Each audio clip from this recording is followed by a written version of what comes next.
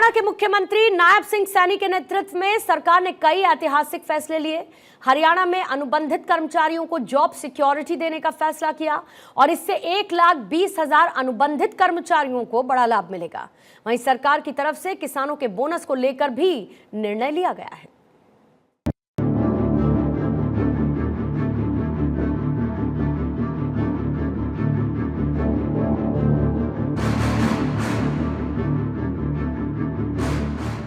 मुख्यमंत्री नायब सिंह सैनी की अध्यक्षता में मंत्रिमंडल की बैठक में कई प्रस्तावों को मंजूरी मिली।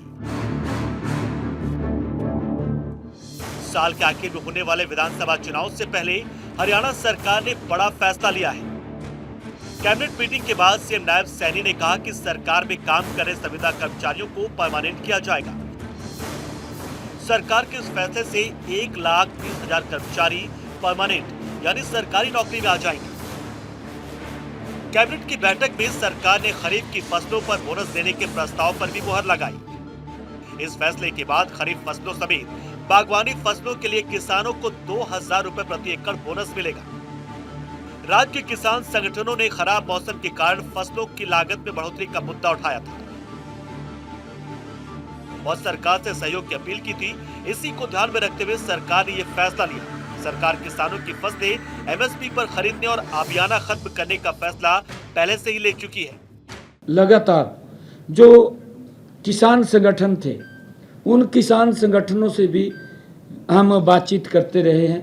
पिछले दिनों भी अभी 21 जुलाई को चंडीगढ़ में किसान संगठनों के साथ बैठ करके हमने कुछ बिंदुओं के ऊपर चर्चा की थी। उनके सुझाव थे, उन्होंने सुझाव दिए, हमने उन सुझाव को माना है और हमने ये निर्णय लिया था।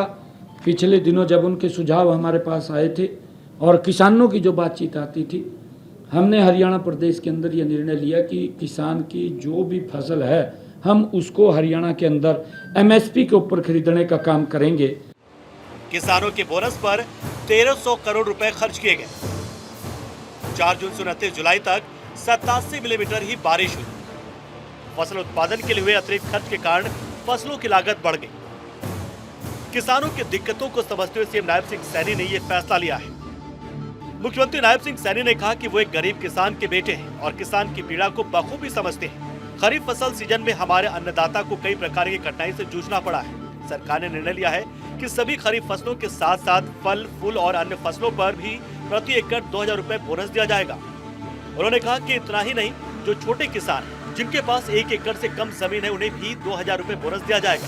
अन्नदाता के हित में आज की मंत्रिमंडल की बैठक में सर्वसम्मति से बोनस देने का निर्णय लिया गया। इस सीजन की जो खरीफ की फसल है, सारी फसलों के ऊपर हम बोनस देने का निर्णय आज हमारी कैबिनेट की इस बैठक के अंदर ये फैसला लिया गया है कि खरीफ की किसान जितनी भी फसलें हैं हरियाणा प्रदेश के अंदर उसके ऊपर हम बोनस देंगे। इसके अंदर जो लाभ मिलने वाला है वो फल, फूल, सब्जी, अन्य फसलें उगाने वाले, चाहे वो हॉर्टिकल्चर से संबंधित हैं, ऐसे सब किसानों को उसका लाभ मिलेगा। और हर फसल पर किसानों को प्रति एकड़ हमने आज कैबिनेट के अंदर ये निर्णय किया है कि 2,000 रुपये प्रति एकड़ के हिसाब से बोनस दिया जाएगा। नायब सैनी सरकार ने मीडिया कर्मियों के हित में भी कई प्रस्तावों को मंजूरी दी। 60 वर्ष से ज्यादा की मान्यता प्राप्त मीडिया कर्मियों के लिए पेंशन योजना में महत्वपूर्ण संशोधनों को भी मंजूरी दी गई। लाभार्थी मीडिया कर्मी के खिलाफ आपराधिक मामले दर्ज होने की स्थिति में पेंशन बंद करने के नियम को हटा लिया गया है। इसके अलावा हर परिवार से केवल एक सदस्य को ही मासिक पेंशन के लिए पात्र मानने के नियमों को भी हटा दिया गया है।